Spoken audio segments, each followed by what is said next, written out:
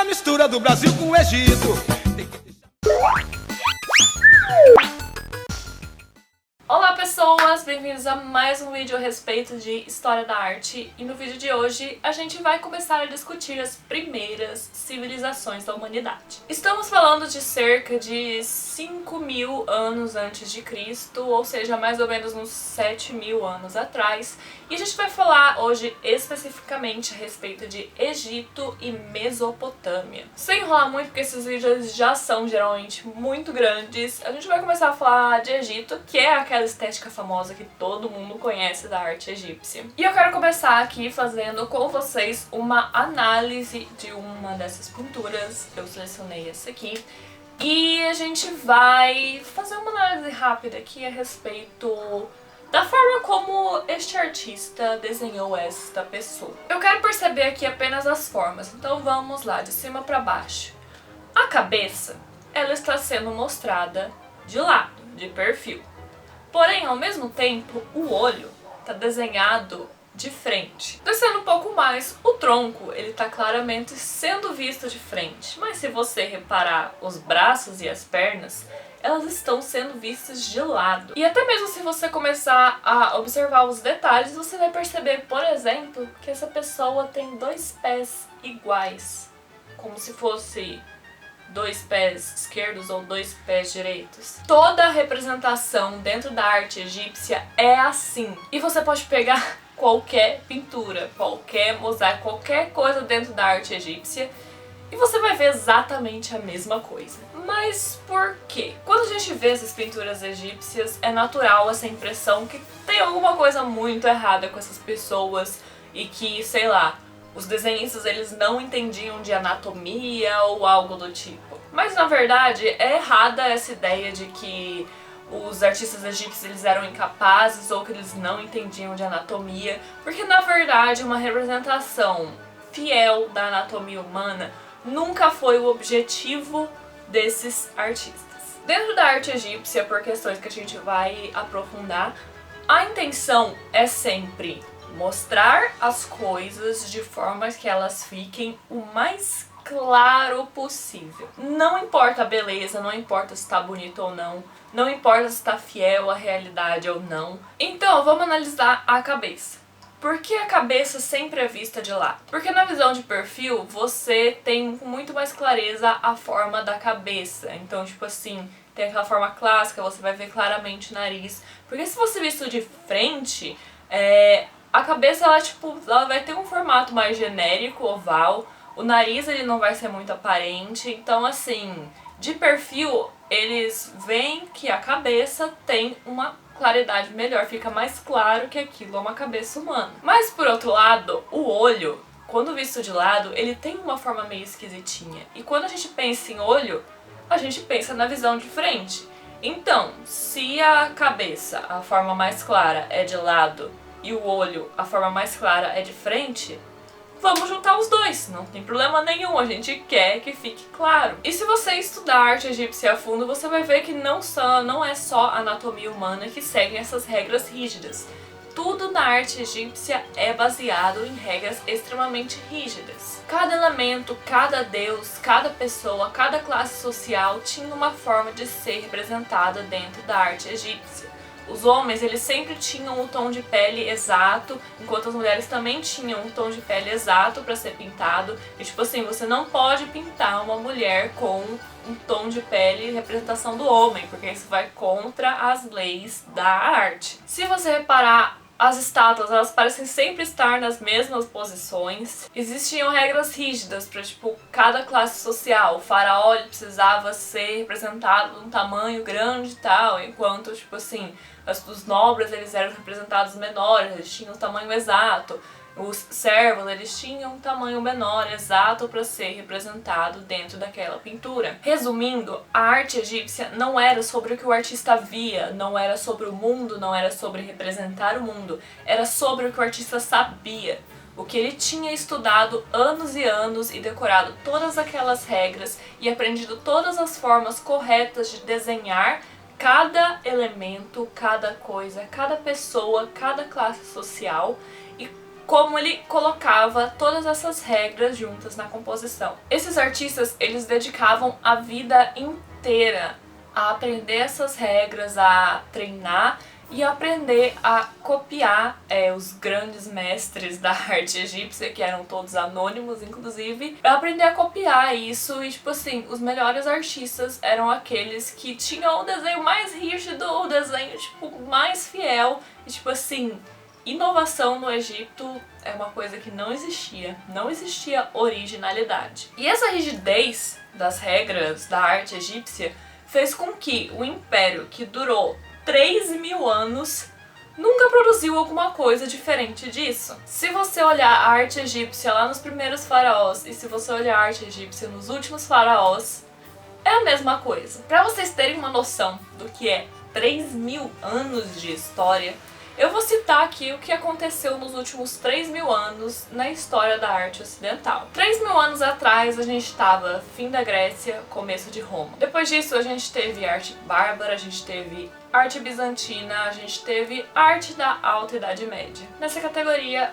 vai se incluir os estilos góticos e romanescos. Na Baixa Idade Média a gente começa a ter uma mudança de estilo que vai ir parar lá no que a gente conhece como Renascimento, e depois do Renascimento a gente tem um período chamado de Maneirismo. A partir daí a gente tem duas vertentes de arte que são tipo as principais da Europa, que a gente vai ter a arte barroca nos países que vão continuar católicos, e enquanto que a gente vai ter uma reforma protestante em outros países, a gente vai ter o que a gente chama hoje de arte dos Países Baixos, que acontece na mesma época, mas é diferente. Daí a gente vai ter neoclassicismo, romantismo, realismo, pré-rafaelismo, impressionismo, pós-impressionismo, expressionismo, Art Nouveau, Art Deco, cubismo, fauvismo, neoplasticismo, primitivismo, surrealismo, dadaísmo, expressionismo abstrato, arte pop, arte conceitual, arte contemporânea. Isso só pra citar alguns, pra falar a verdade, porque teve muita coisa que eu deixei de fora. E no tempo que a gente desenvolveu tudo isso, os egípcios ainda estavam fazendo a mesma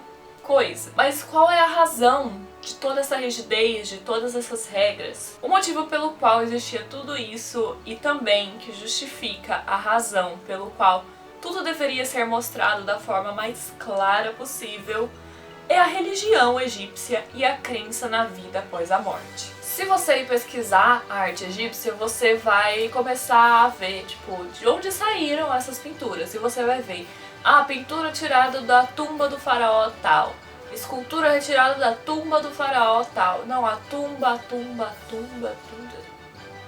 Eles produziam tantas coisas para colocar em espaços funerários. Não só arte, mas também arquitetura. O que são as pirâmides? As pirâmides são grandes tumbas para grandes faraós.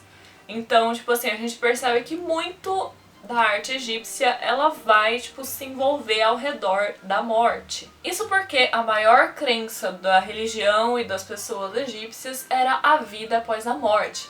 Eles acreditavam que você ia morrer, seu corpo ia ser mumificado, você ia ser colocado em uma tumba. Então os deuses, eles iam pesar o seu coração, e se você fosse digno da vida após a morte, você retornaria e você viveria por toda a eternidade dentro da sua tumba. É por isso que os faraós criavam, tipo, tumbas gigantes, pirâmides absurdas, para eles viverem lá dentro por toda a eternidade. E essas tumbas, elas eram, obviamente, seladas. Então eles faziam todos aqueles trabalhos de arte, todas aquelas esculturas, todos aqueles objetos, colocava tudo dentro daquela tumba e selava, e nunca mais ninguém ia entrar lá. Com exceção, claro, dos ladrões de tumba, dos arqueólogos, mas teoricamente ninguém ia entrar lá. Dentro desse contexto, a importância das pinturas egípcias e também das esculturas egípcias era que não somente o corpo devia ser preservado para a vida após a morte.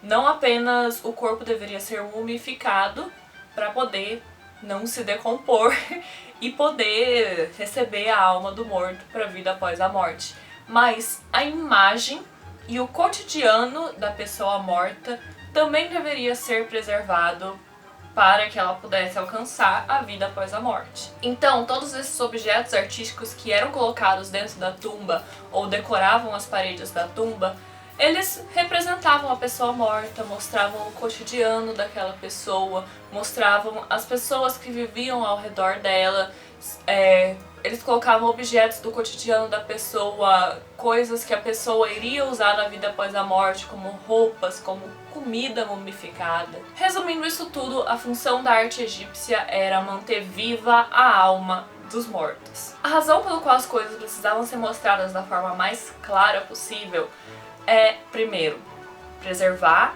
a aparência, a vida, a imagem e o cotidiano daquela pessoa para que ela pudesse viver para sempre, e também porque eles acreditavam que a função daquelas imagens era servir a pessoa na vida após a morte, ou seja, eles desenhavam lá todos os servos do faraó, então colocavam estátuas bem pequenas do faraó lá, e essas imagens elas precisavam ser claras para que elas pudessem se erguer e servir o faraó. Outra civilização que eu também quero discutir aqui nesse vídeo é a Mesopotâmia.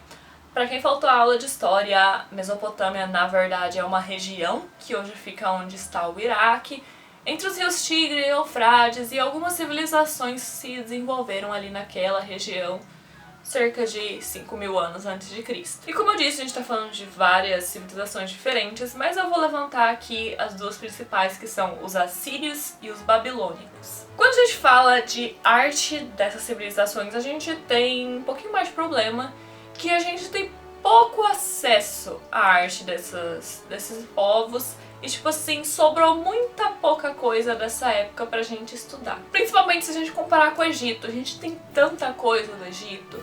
A gente tem, tipo assim, ao redor do mundo, você pode ir em museus do mundo inteiro que você vai encontrar artefatos egípcios, você vai encontrar arte egípcia. Se você perguntar pra qualquer pessoa na rua, ela já viu uma arte egípcia, ela sabe o que é. Mas tipo assim, se você perguntar sobre a arte dos assírios, ninguém conhece, você não tem muito acesso, quase nenhum museu tem. A gente tem aqui duas razões pelo qual isso acontece.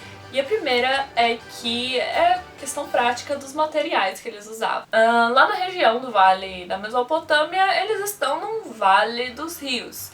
E eles não têm, tipo, montanhas e lugares, assim, e fontes para eles encontrarem pedra. E como eles não tinham pedra, que é um material muito mais resistente, eles faziam a maior parte dos seus objetos usando argila e barro cozido. E isso são coisas que são muito mais frágeis do que pedra, e eles se quebram, e eles se deterioram, e eles se perdem nos últimos 7.000 anos, né? Acho que deu pra passar um pouquinho de tempo. E basicamente muito pouco desses artefatos chegaram até nós, porque eles se desfizeram. A segunda questão, comparando com os egípcios, é que dentro da cultura dessas civilizações não existia essa preocupação de levar a arte para a eternidade. Os egípcios, eles precisavam que aquelas coisas durassem para sempre. Eles precisavam que as pinturas estivessem na parede para sempre, para elas servirem o faraó para a eternidade. Mas para os mesopotâmios não, eles não acreditavam em vida após a morte, vão morrer, vai acabar. E tipo assim, lógico que existia uma ideia religiosa do que acontece depois da morte, mas não existia essa coisa, tipo, do mundo físico precisar ter essa necessidade da eternidade como os egípcios tinham. Então eles não tinham preocupação, tipo, foda-se se isso aqui vai estragar, isso aqui vai se deteriorar e que daqui a 7.000 anos vai ter um arqueólogo que não vai encontrar nada na nossa civilização.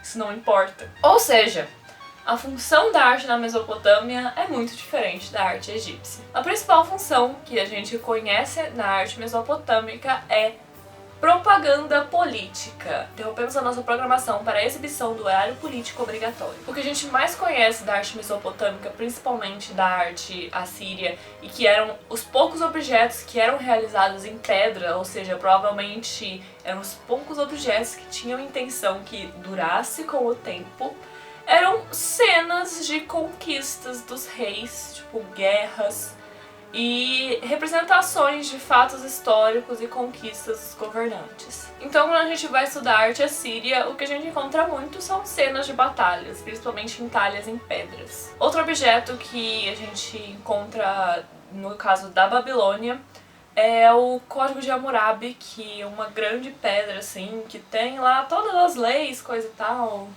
o olho por olho, dente por dente, enfim, eu não vou entrar nisso, mas também é adornada com desenhos, coisas e tal. E também tem função política, é a lei ali, tipo assim, é uma coisa muito mais ligada ao cotidiano e muito menos à religião, como é o caso de, na verdade, tudo que a gente já falou até aqui, não só os egípcios, mas também o que a gente chama de arte pré-histórica, era muito ligado a crenças e religiões. E aqui na Mesopotâmia a gente vê pela primeira vez a arte ligada a funções mais cotidianas.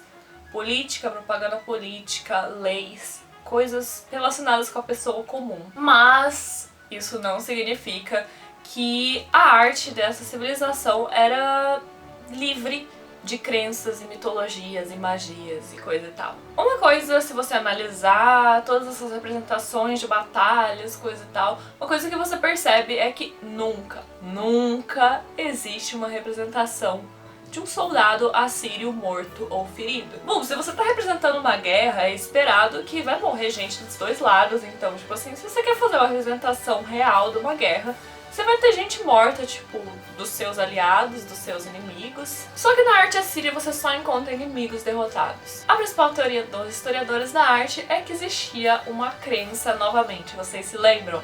A crença de que a representação de algo tem o poder de alterar alguma coisa na realidade daquilo que isso representa. Então, provavelmente existia uma crença entre os assírios que, se fossem representados soldados assírios mortos ou feridos, de alguma forma isso podia agir de alguma forma mágica e fazer com que eles perdessem as batalhas. Então a arte, ela é um processo. Aqui a gente vai ter uma mudança, a gente vai ter essa aproximação da arte com o cotidiano, da arte se distanciando da religiosidade, mas ainda permeada por crenças e ideias mágicas. Por hoje é isso. No próximo vídeo a gente vai falar a respeito da Grécia, vamos começar a entrar aí mais na nossa arte, a nossa civilização ocidental, começar a caminhar para nossa realidade. Um beijo, terça-feira tem vídeo novo, falou!